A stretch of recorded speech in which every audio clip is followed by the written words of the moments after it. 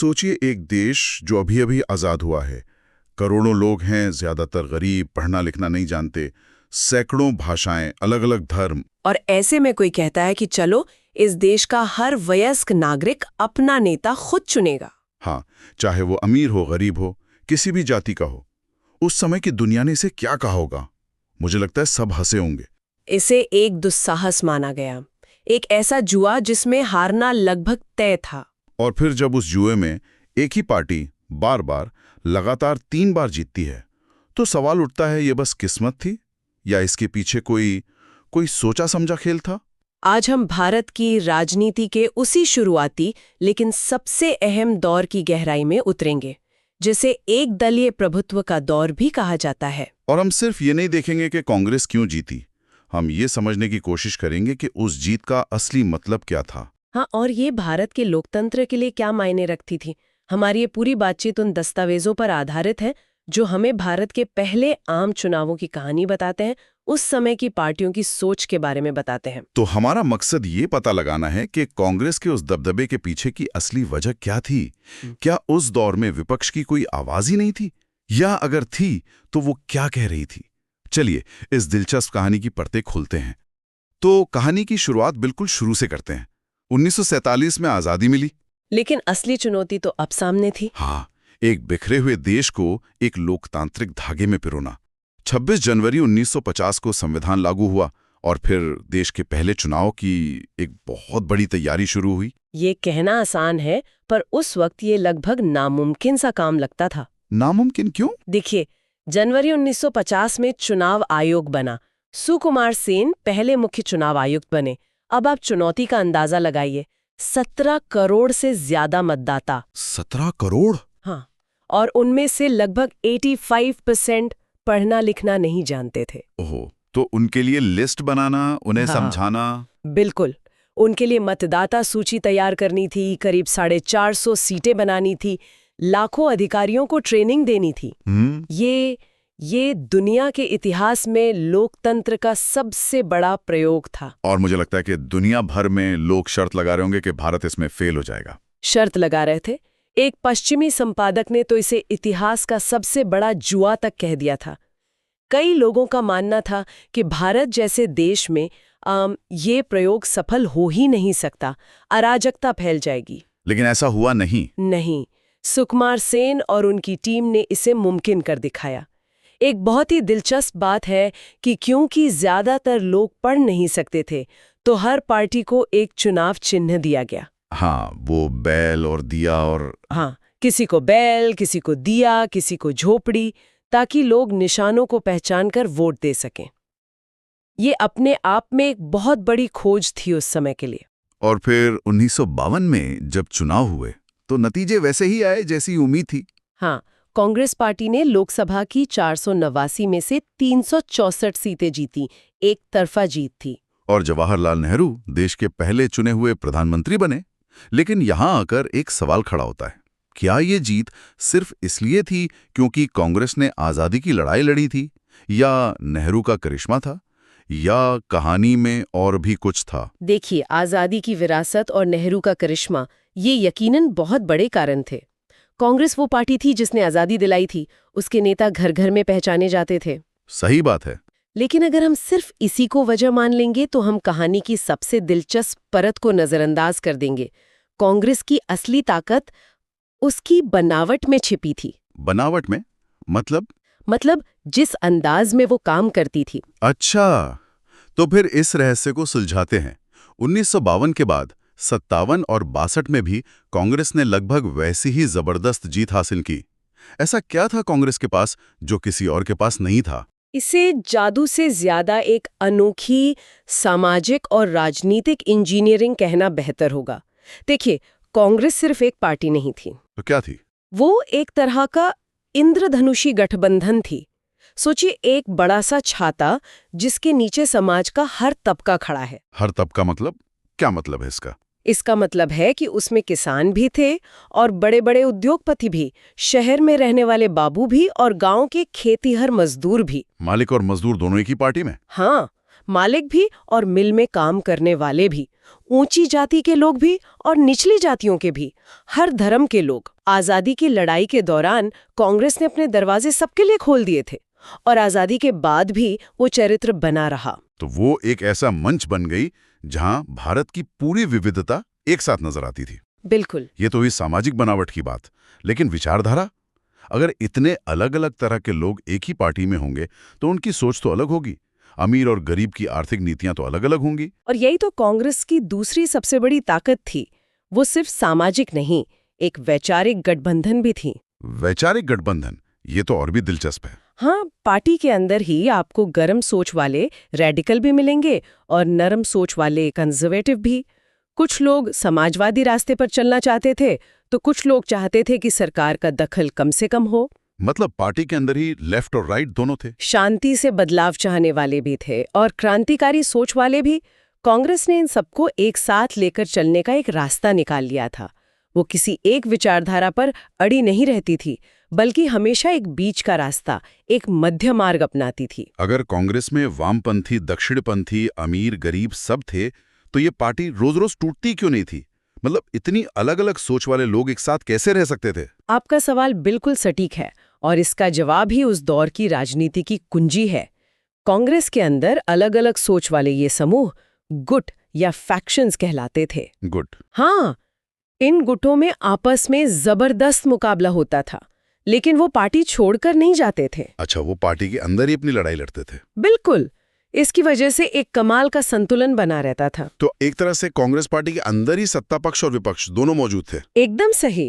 कांग्रेस खुद ही शासक दल की भूमिका निभा रही थी और खुद ही विपक्ष की भी। अगर कोई गुट सरकार की किसी नीति से नाखुश है, तो वो पार्टी के अंदर ही उसकी आलोचना करता, दबाव बनाता और नीति को बदलवाने की कोशिश करता। इसी व्यवस्था को कांग्रेस प्रणाली कहा गया। हाँ, इसी अनूठी व्यवस्था को राजनीतिक विश्लेषकों ने कांग्रेस प्रणाली का नाम दिया। ये एक ऐसी प्रणाली थी जिसमें एक ही पार्टी के भीतर लोकतंत्र की सारी खींचतान चलती रहती थी और इसी ने कांग्रेस को सालों तक टूटने से बचाया। लेकिन क्या हम इस कांग्रेस प्रणाली को जरूरत से ज्यादा आदर्श रूप में नहीं देख रहे? मतलब इस जबरदस्त प्रभुत्व का एक मतलब ये भी तो था कि असली विपक्ष को तो पनपने का मौका ही नहीं मिल रहा था। ये एक बहुत महत्वपूर्ण आलोचना है और ये सच भी है। कांग्रेस के विशाल आकार के सामने बाकी पार्टियां बहुत बौनी नजर आती थीं। लेकिन इसका मतलब ये तो नहीं कि वो थी ही नहीं। नहीं, बिल्कुल नहीं। वो थीं और उनकी कोई भूमिका भी थी। वो चुनाव भले न जीत रही हों, लेकिन उन्होंने देश के सामने एक वैचारिक विकल्प जरूर रखा। उन्होंने संसद के अंदर और बाहर कांग्रेस की नीतियों की कड़ी आलोचना करके लोकतंत्र को जिंदा रखा। तो ये कौन सी पार्टियां थीं और वो कांग्रेस को किन मुद्दों पर चुनौती दे रही थी? चलिए उस दौर की वैचारिक बहसों को इन पार्टियों के जरिए समझते हैं। सबसे पहले बात करते हैं सोशलिस्ट पार्टी की। अच्छा। इसकी जड़ें तो खुद कांग्रेस में थीं। जयप्रकाश नारायण और राम मनोहर लोहिया जैसे नेता मानते थे कि कांग्रेस अमीरों और पूंजीपतियों की तरफ झुक रही है और गरीबों की परवाह नहीं कर रही। हाँ, उतनी परवाह नहीं कर रही। वो एक ऐसे लोकतांत्रिक समाजवाद की बात करते थे जो कांग्रेस से ज्यादा रेडिकल था। और दूसरी तरफ कम्युनिस्ट थे जो शायद और भी ज्यादा रेडिकल थे। बिल्कुल। कम्युनिस्ट पार्टी ऑफ इंडिया यानी सीपीआई की कहानी तो और भी नाटकीय है।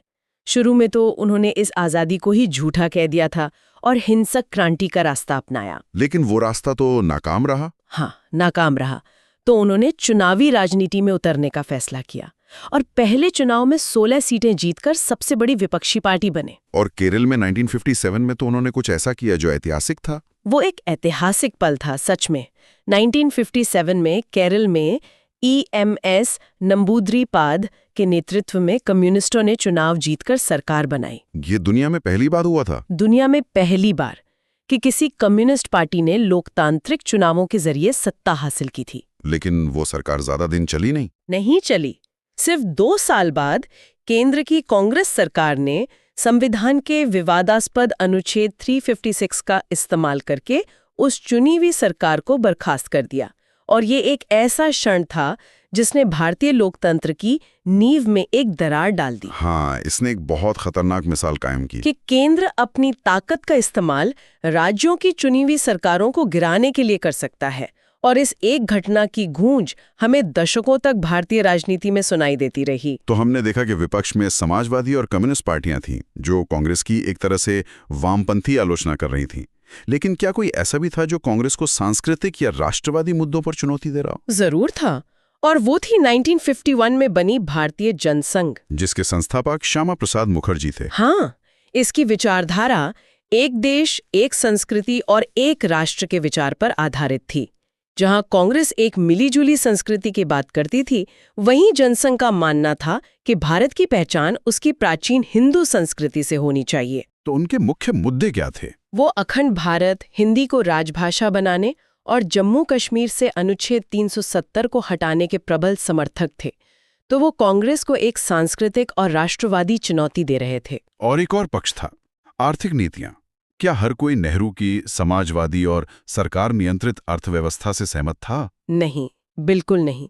और यही वो सोच थी जिससे स्वतंत्र पार्टी का जन्म हुआ 1959 में। हाँ, 1959 में बनी इस पार्टी के नेता सी राजगोपालाचारी जैसे कांग्रेस के ही पुराने दिग्गज थे।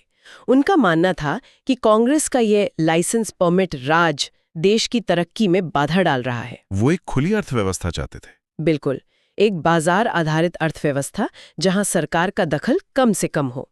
तो जहां एक तरफ कांग्रेस मध्यवाम का रास्ता पकड़ रही थी, वहीं स्वतंत्र पार्टी उसे एक स्पष्ट दक्षिणपंथी आर्थिक विकल्प दे रही थी। भले ही ये पार्टियां मिलकर भी कांग्रेस को हरा नहीं पा रही थी, लेकिन उन्होंने देश में एक राजनीतिक बहस को उसको जिंदा रखा। उन्होंने ये सुनिश्चित किया कि हर नीति पर सवाल उठे। ठीक, यही बात है। इन विपक्षी दलों ने शासक दल पर एक नैतिक अंकुश रखा। उन्होंने कांग्रेस की नीतियों को कई बार प्रभावित किया और बदला भी। और सबसे जरूरी, उन्होंने भविष्य के नेताओं की एक पूरी पीढ़ी तैयार की जो बाद के दशकों में भारत की राजनीति को आकार देने वाली थी। तो इस सब का निचोड़ क्या है? क्या हम ये कह सकते हैं कि भारत उस समय एक दलीय लोकतंत्र था? ये सुनने में थोड़ा अजीब लगता है, एक दलीय और लोकतंत्र एक साथ। यहाँ एक बहुत जरूरी फर्क समझना होगा। भारत में एक दलीय प्रभुत्व था, वन पार्टी डोमिनेंस। एक दलीय शासन नहीं, वन पार्टी रूल नहीं। इन दोनों में क्या फर्क है? देखिए, चीन, क्यूबा या सीरिया जैसे देशों में एक दलीय शासन है। वहां संविधान ही सिर्फ एक पार्टी को राजनीति करने की इजाजत देता है, कोई और पार्टी चुनाव लड़ ही नहीं सकती। लेकिन भारत में तो ऐसा बिल्कुल नहीं था। बिल्कुल नहीं। भारत में एक बहुदलीय व्यवस्था थी जहां कोई भी पार्टी बना सकता था, चुनाव लड़ सकता था। चुनाव स्वतंत्र और निष्पक्ष थे। तो कांग्रेस का दबदबा इन चुनावों में बार बार जीतने से कायम हुआ था, किसी कानून के जोर पर नहीं। हाँ, और जैसा हमने केरल के उदाहरण में देखा, कांग्रेस राज्यों में चुनाव हारती भी थी। दुनिया के कई और देशों में भी एक पार्टी का लंबा राज रहा, जैसे मेक्सिको में, लेकिन वहां के चुनावों पर अक्सर धांधली के आरोप लगते थे।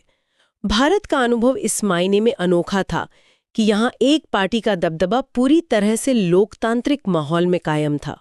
तो आज की इस बातचीत में हमने देखा कि कैसे भारत ने आज़ादी के फौरन बाद लोकतंत्र की एक मजबूत नींव रखी, उस समय जब दुनिया के कई नए आज़ाद देश तानाशाही की तरफ जा रहे थे। और हमने समझा कि कांग्रेस का दशकों तक दबदबा केवल नेहरू के करिश्मे या आज़ादी की विरासत की वजह से नहीं था, बल्कि उसकी सबको साथ लेकर चलने वाली उस इंद्रधनुषी प्रकृति के कारण था, जिसे हमने कांग्रेस प्रणाली कहा। और हमने ये भी देखा कि कैसे छोटी छोटी बिखरी हुई विपक्षी पार्टियों ने कम सीटों के बावजूद उस दौर में लोकतांत्रिक बहस को बनाए रखने, सरकार पर अंकुश रखने और वैकल्पिक राजनीतिक विचार पेश करने में एक बेहद जरूरी भूमिका निभाई। एक तरह से उन्होंने इस प्रभुत्व को तानाशाही बनने शुरू किया। बिल्कुल। इस पूरी चर्चा से एक बहुत ही दिलचस्प सवाल मेरे मन में आ रहा है। हमने कांग्रेस को एक ऐसे सामाजिक और वैचारिक गठबंधन के रूप में देखा जिसमें लगभग हर तबके और हर सोच के लोग शामिल थे, एक बड़े छाते की तरह। हाँ, ये उसकी सबसे बड़ी पहचान थी।